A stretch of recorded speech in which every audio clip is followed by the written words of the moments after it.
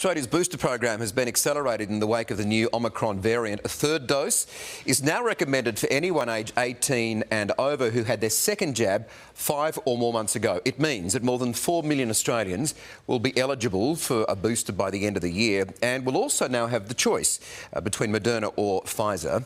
Joining me now, infectious diseases expert, Professor Robert Boy. Robert, good morning. What's the latest data we have on the effectiveness of our vaccines against Omicron?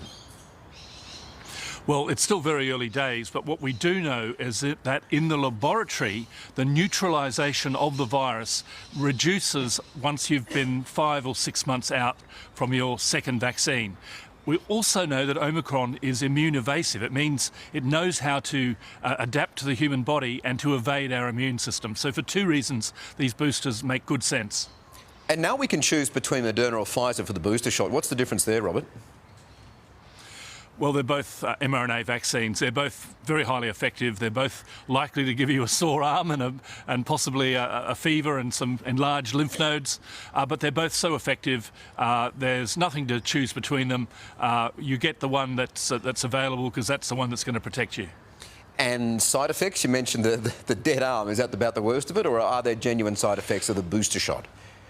No, there are concerning side effects that generally get better in about 3 days. You can have lethargy, fatigue, shivers, fevers. You can have local redness and swelling, and your lymph nodes under your arm or in your neck can be enlarged, and that can take a few days to go down. So all those things are temporary. They can all be easily put up with. We've already seen them with the first or the second dose. It's actually less likely to occur with the third dose. So the booster has the advantage of giving you stronger protection and probably fewer side effects. Yeah, Robert, the narrative seems to be shifting about classifying the third dose or a booster shot. Do we need to reclassify COVID-19 as a 3-dose vaccine? Well, it's certainly a 3-dose vaccine if you're immunosuppressed. If you're a minimum of 2 months out from your second dose and you've got blood cancer, you've got high-dose steroids, you had a bone marrow transplant, those kind of people with severe immunosuppression need that third dose to ensure they get good protection. Okay. And they may even next year need a 4th dose. For ordinary people, the third dose remains a booster.